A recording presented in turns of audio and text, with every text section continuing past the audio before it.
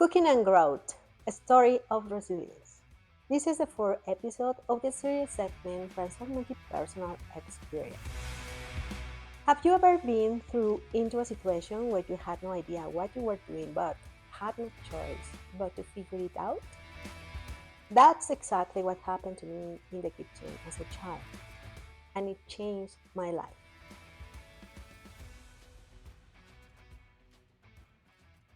Welcome to Your Best for a Better You, your special forces unit for breakthrough living, where we decode the DNA of excellence to help you dominate personal growth.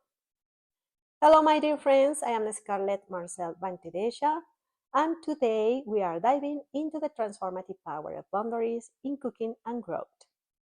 And yes, you may be wondering, okay, how can the kitchen teach us the art of resilience? Okay, my friends, let me tell you that sometimes the most ordinary moments, like making a bowl of noodle soup, can teach you the biggest lessons about resilience and growth. Now, what happens when boundaries are missing and you are forced to step up to responsibilities you didn't ask for? My first cooking lesson wasn't really a lesson. It was a crash course in figuring things out on my own, with no guidance and no safety net. In this episode, I will share how these early moments in the kitchen taught me to navigate life challenges, set my own boundaries, and find strength in the process. Together, we will uncover what it means to reset boundaries, even when they were never there to begin with, and how you can apply these lessons to your life. So, my dear friends, let's get started.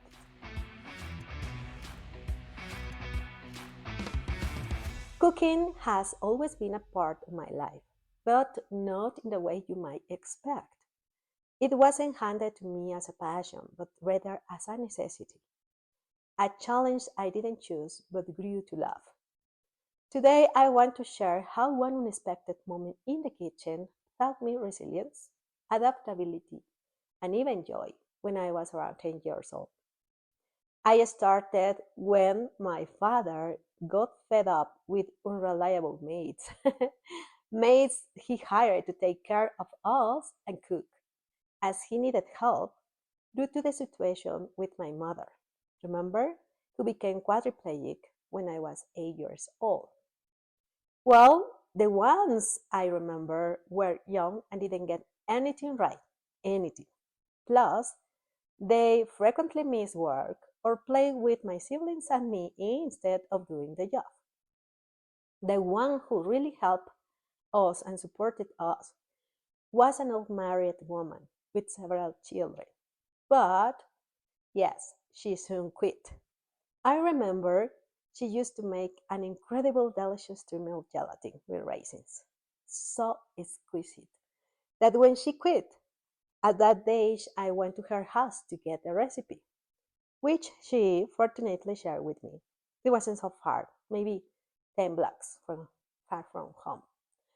The day after she quit, my father stood in the kitchen, calling me over. Pull up that chair, he said.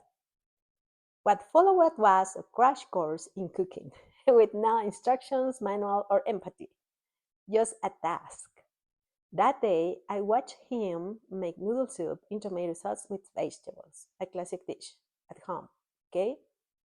The next day, it was my turn to replicate it. No pressure, right? Tomorrow, you will make the soup when you get home from school. So it's ready by the time I arrive, he said. Voila! Yes, my first cooking class, and I had already graduated and hired for the next day. Not bad, right? Who doesn't want that? The noodle soup was more than a meal. It became my foundation for resilience since he never asked if I understood or not. I never doubted whether I understood or not. So the next day, I just executed his instructions. I particularly think this training method is quite effective because it doesn't plant any doubt in you about whether you can do it, right? It's a fact. Awesome, yes. Okay, cooking without guidance taught me to adapt, experiment, and be aware of my senses. How? Well, first, I had to observe carefully every movement, comment, and ingredient combination my father did. Then, focus on the next meal task. Decide about my commitment to exceeding or at least equalizing my father's outcomes. And finally, act on cooking a meal as good as I could. I used to compartmentalize each task or each meal since that age to make it as good as my father's. As you can notice, I was unaware of implementing the OODA loop. Remember, we talked about the OODA loop in the previous episode. Okay, you can go back and listen that one. It wasn't just about cooking. As you can see, the kitchen became my first battlefield where I learned resilience. It was about learning how to adapt, how to trust myself, and how to grow from every mistake. And yes, there were plenty of those.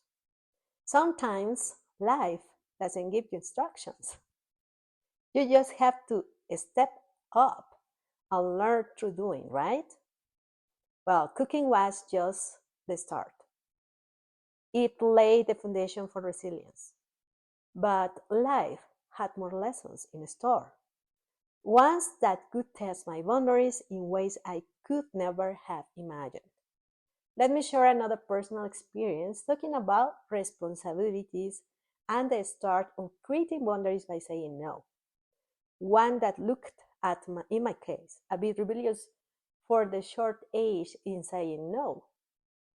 Okay, my mother's severe car accident was a life-altering event that completely shifted the dynamic of our family, reshaping our boundaries and our relationships. I was thrust into a role of responsibilities that, over time, made me forge my core values besides forcing me to grow quickly.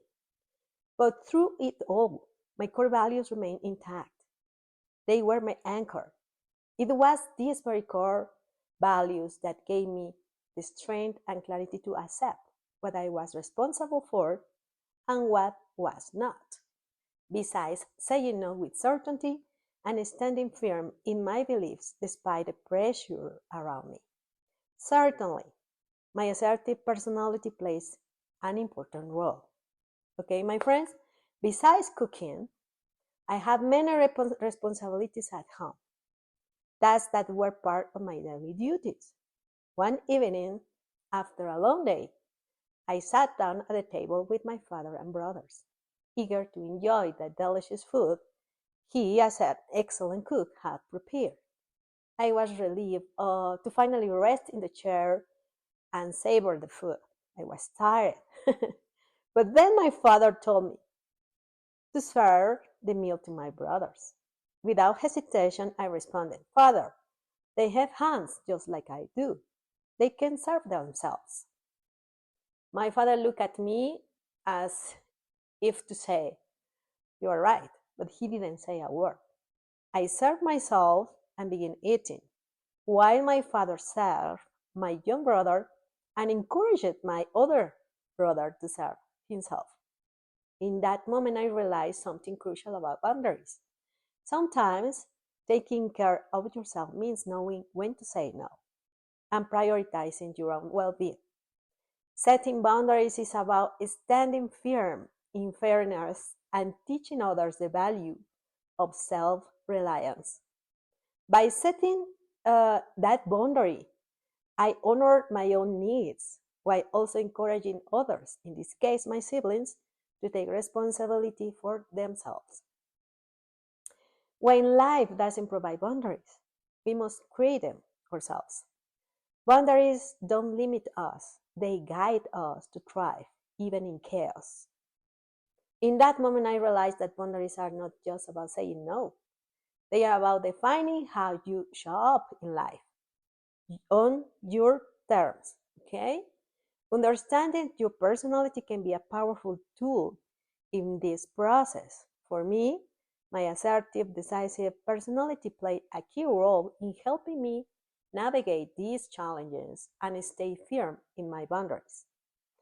As you listen to my story, now think about where you have had to step up without accepting it. How has your personality influenced the way you set or need to set boundaries to thrive?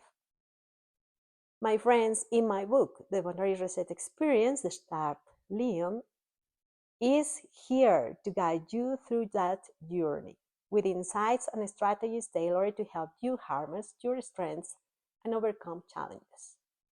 Let's reset those boundaries together. Join the waiting list now and get exclusive early access, and we will notify you when the book is available for sale. If you register for this waiting list, you will receive an additional bonus, which could include access to a workshop or a complimentary pre-recorded session available only for subscribers. Well, my friends, remember that boundaries aren't barriers. They are bridges to success that foster transformative personal experiences. Great! Mission accomplished. Well, my friends, I can't wait to be back with more strategies and insights for your grateful living. Stay tuned for my next episode. Strength and honor. See you in the arena.